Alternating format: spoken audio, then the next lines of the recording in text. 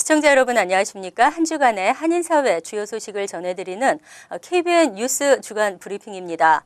무엇보다 내일 모레 11월 8일 대선입니다. 정말 말도 많았고 탈도 많았습니다. 누가 되든 모두가 함께 행복한 정치를 해주기를 바라면서 이번 주 한인사회 소식 전해드리겠습니다. 11월 8일 본선거를 앞두고 잉그루드 클립스에서는 시의원 선거전도 치열했습니다. 민주당 측에서 공화당 정권의 공약 불이행 등 실정을 꼬집자 공화당에선 반박 기자회견을 여는 등 치열한 대립각을 세우고 있습니다. 이보현 기자가 보도합니다. 이제 한 주를 앞둔 본선거.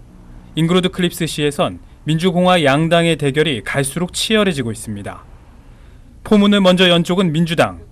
지난주 잉그루드 클립스 민주당은 기자회견을 열고 공화당 소속인 현 시장과 시의원들의 공약 불이행과 실정을 비판했습니다. 들리더라고요. 근데 사실 아니에요.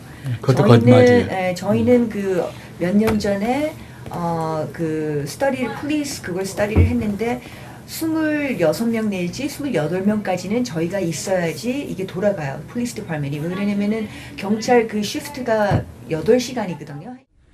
민주당은 공화당 측이 주민세를 평균 $25 인하했다는 발표와는 달리 실질적으로는 세금을 낮추지 않았고 숨겨진 예산이 있다고 주장했으며 경찰 인력 감소 정책 때문에 치안 문제를 유발하고 있다고 지적했습니다. 또한 경찰이 아시아계에게 인종차별적인 발언을 했다는 유언비어를 퍼뜨리고 있다고 비판하기도 했습니다. 잉그루드 클립스 시장을 비롯한 공화당은 어제 대응 기자회견을 열고 민주당 측의 주장을 조목조목 반박했습니다.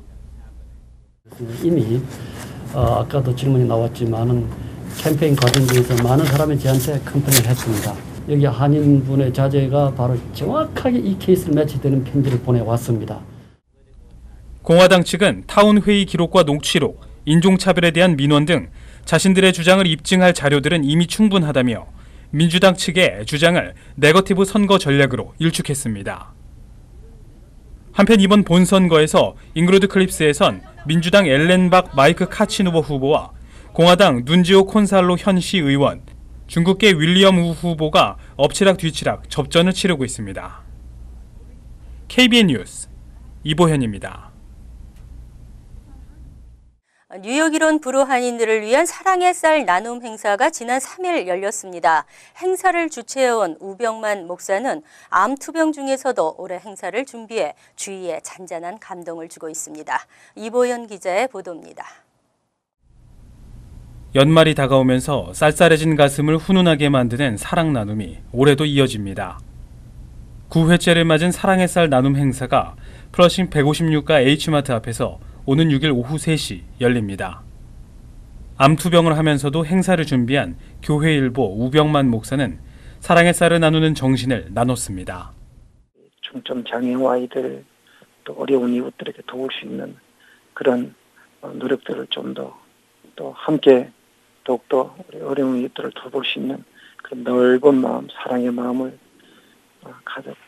가져주셨으면 좋겠습니다. 고맙습니다. 우 목사는 2009년부터 지금까지 쌀 8천여 포대를 이웃들에게 증정했고 올해 역시 어려운 이웃 1,000명에게 모두 1,000포대의 쌀을 전달할 계획입니다. 쌀을 증정받길 원하는 한인들은 11월 4일 오후 3시부터 4시까지 플러싱 156가 H마트 입구 앞에서 쌀 교환 쿠폰을 발급받은 뒤 행사 당일 같은 장소에서 쌀을 1인당 한 포대씩 교환받을 수 있습니다. KBN 뉴스 이보현입니다. 뉴욕 한인 봉사센터가 43주년 연례 만찬의 개최를 알렸습니다. 이번 만찬은 고귀한 정신 받들어를 주제로 KCS는 다양한 분야에서 한인 사회에 공헌한 1세대 한인들의 정신을 기리며 다음 세대에 전하는 시간을 준비하고 있습니다. 이보현 기자입니다. 고귀한 정신 받들어 43주년 뉴욕 한인 봉사센터 KCS 갈라의 주제입니다. 동포사회를 위해 봉사해온 뉴욕 한인 봉사센터 KCS가 오는 18일 뉴욕 맨해튼 메트로폴리탄 파빌리온에서 연례 만찬을 열고 그간 한인들을 위해 힘써온 1세대 한인들의 노고와 정신을 기리고 2세, 3세들에게 전하는 시간을 준비한다고 밝혔습니다. 그런 부분들을 또 정말 저희가 기리고 또 2세들도 그 바톤을 이어받아서 열심히 한인사회에 조금 더 희망찬 미래를 위해서 열심히 나아가자. 올해 KCS 연례만찬 수상자는 비전상의 고 안휘일 보고파 그룹 회장, 봉사상의 윤영재 KCS 100년 기획위원 회장으로 2명입니다. 김광석 KCS 회장은 올해 회관 확대 이전을 위해 애쓴 공적과 정신을 기리기 위해 수상자를 선정하게 됐다고 밝혔습니다. 금년에는 그 띠이 Building Our Legacy 해서 이제 커뮤니티에서 정말 수고하신 분들 뽑다 보니까 딱 2분을 제가 선정을 했어요. 만찬 기조 연설자로는 데이비드 패터슨 뉴욕주 전 주지사가 나서고 한국에서 기부천사로 잘 알려진 연예인 션 씨가 특별 초대 손님으로 함께할 예정입니다. KBN 뉴스 이보현입니다. 재외국민들의 각종 가족관계 업무 처리가 쉬워지고 빨라집니다. 가족관계 등록 온라인 서비스가 개설됐습니다. 재외국민 가족관계 등록사무소 웹사이트가 운영되고 있습니다. 한국대법원은 재외국민이 가족관계 등록을 손쉽게 할 수 있도록 각종 서식 등을 제공하는 재외국민 가족관계 등록사무소 홈페이지를 개설해 운영한다고 밝혔습니다. 이에 따라 뉴욕, 뉴저지 인근 지역 재외국민들은 뉴욕 총영사관을 방문하지 않고도 온라인을 통해 가족관계 등록 서비스를 신속하게 받을 수 있게 됐습니다. 웹사이트에는 가족관계 등록 신고 중 가장 많은 비율을 차지하는 출생, 혼인, 이혼과 사망, 인지, 입양 등 신고에 관한 모든 정보가 제공됩니다. 재외국민들은 인터넷으로 신고 서류를 보내 3, 4일 내에 관련 서류 등록을 마칠 수 있으며 발급받기까지도 3, 4일이면 돼 신청해서 수령까지 일주일 안팎이면 가능합니다. 또 재외국민이 직접 대법원에 가족관계 등록 문의를 할 수 있는 1:1 문의하기도 마련됐습니다. 그동안은 가족관계 등록을 하기 위해서는 뉴욕 총영사관을 방문해 신청한 뒤 외교 행랑을 통해 서류를 보내는 등 시간과 절차가 번거로웠습니다. 한국인들의 미국 방문 비자 거부율이 다시 상승세를 타고 있습니다. 한풀 꺾이긴 했지만 아직도 10%에 육박하고 있습니다. 비자 면제국 지위 유지가 불안한 상태입니다. 연방국무부가 2일 발표한 2016 회계년도 방문 비자 거부 통계 자료에 따르면 관광이나 비즈니스 목적으로 미국 방문 비자를 신청한 한국인에 대한 비자 거부율은 8.65%로 조사됐습니다. 비자 거부율이 21.2%까지 치솟았던 2014년 이후와 비교하면 2년 연속 감소한 것이지만 한미 비자 면제 프로그램 시행 이전보다는 무려 5%포인트가량 높은 것입니다.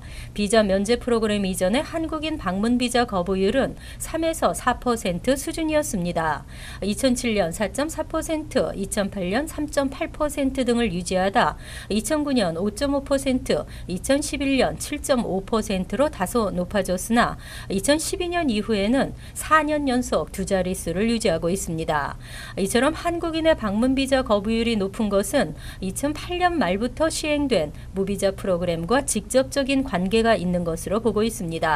대면 심사가 필요 없는 무비자가 시행되면서 장기 체류가 가능한 방문 비자를 받으려면 그만큼 심사가 까다로워지면서 거부율이 높아졌다는 분석입니다. 실제 미국 정부의 비자 면제국으로 지정되거나 유지하려면 3%대의 낮은 비자 거부율을 보여야 한다고 규정하고 있습니다.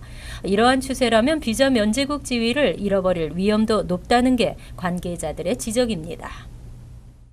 2016 회계년도 한인들의 노동허가 승인이 지난해 대비 70% 이상 늘었습니다. 취업이민 노동허가 승인은 국가별 인도와 중국에 이어 세 번째로 많았습니다. 연방노동부가 어제 노동허가서 발급 현황을 공개했습니다. 2015년 10월 1일에서 2016년 9월 30일까지인 2016 회계년도 승인받은 한인 취업이민 신청자 중 승인은 8,349명으로 집계됐습니다. 2015 회계년도 노동허가서를 받은 한인이 4,895명이었던 것에서 70% 이상 늘어난 수치입니다. 출신 국가별로는 한국은 세 번째를 차지했고 가장 많은 곳은 인도와 중국으로 나타났습니다. 주별로 보면 캘리포니아가 27,547명으로 가장 많았고 텍사스 15,593명, 뉴저지 9,166명, 뉴욕과 워싱턴이 각각 8,453명과 6,473명으로 나타났습니다. 비자별 노동허가 승인 건수는 취업비자 소지자가 74%로 압도적으로 많았으며 이어 주재원 비자 7%, 학생비자 5% 등의 순이었습니다. 직종별로는 컴퓨터 및 수학이 58%, 건축 및 엔지니어링 9%, 매니지먼트 8%, 비즈니스 및 금융 6% 등이었습니다. 한편 노동부가 이날 발표한 노동허가 신청 처리 현황에 따르면 별 문제 없이 일반 심사를 받고 있는 신청서는 10명 중 7명이었습니다. 앞으로 뉴욕시 공공기관 양식에 기입하는 인종 항목이 세분화됩니다. 한인이 별도로 표시되는 등 인종과 언어를 구분하도록 했습니다. 빌 드블라지오 뉴욕시장은 31일 자료정보 공정조례안 3개에 서명했습니다. 자료정보 공정조례안은 시정부 산하기관들의 설문조사나 각종 서비스 신청서에 성별, 국적, 인종과 언어 등을 세분화에 기입하도록 하는 것입니다. 이 중 조례안 251A와 551A는 소셜서비스국, 아동서비스국, 홈리스 서비스국, 노인국과 청소년, 커뮤니티 개발국, 교육국 등 뉴욕시 산하기관 등이 서비스 이용자들의 통계를 수집할 때 언어와 민족 항목에 뉴욕시에서 가장 많은 민족과 언어 30개를 제시하도록 했습니다. 이에 따라 그동안 아시안으로만 구분되던 인종이 한인, 중국인, 베트남인 등으로 세분화됩니다.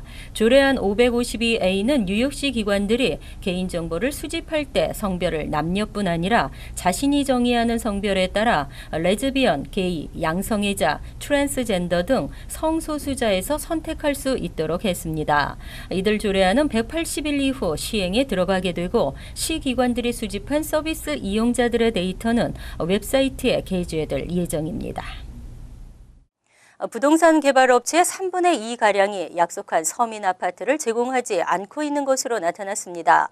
당국의 허술한 관리 속에 세금 혜택만 받고 약속은 이행하지 않았는데요. 세금만 낭비됐습니다. 탐사보도 전문 매체 프로퍼블릭하는 최근 421A 프로그램으로 재산세 감면 혜택을 받고 있는 6,400여 신축 건물 중 4,000채 이상이 세금 혜택은 받으면서도 서민 아파트 렌트 규정을 어기고 있다고 보도했습니다.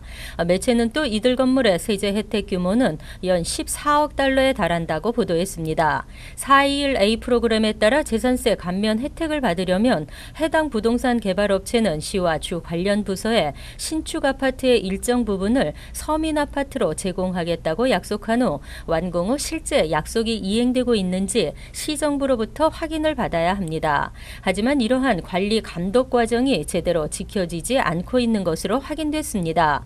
132에 25 포퓰 애비뉴 아파트는 지난해 11만 6,426달러의 재산세 감면 혜택을 받고 13가구의 서민 아파트를 제공하기로 약속했지만 실제로는 단 한 가구도 제공하지 않았습니다. 132에 10 41 로드에 있는 아파트도 2012년부터 2027년까지 세제 혜택을 받는 대신 10가구의 서민 아파트 임대를 약속했지만 지키지 않았습니다. 이외 플러싱의 아파트에서 재산세 감면 혜택을 받고 있으면서 서민 아파트를 제공하지 않은 곳이 상당수인 것으로 조사됐습니다. 세금만 낭비되고 있다는 지적입니다. 어느새 11월 쌀쌀한 가을 날씨 속에 올 겨울은 어느 해보다 추운 겨울이 예상된다 해서 걱정이 앞서는데요. 내일 6일인 오전 2시 썸머타임이 해제됩니다. 잊지 마시고 오전 2시를 1시로 돌려놓으시기 바랍니다. 어둡고 추운 새벽 1시간 더 잠자리를 청할 수 있어 반갑네요. KBN 뉴스 주간 브리핑 여기서 마칩니다. 시청해 주신 여러분 고맙습니다.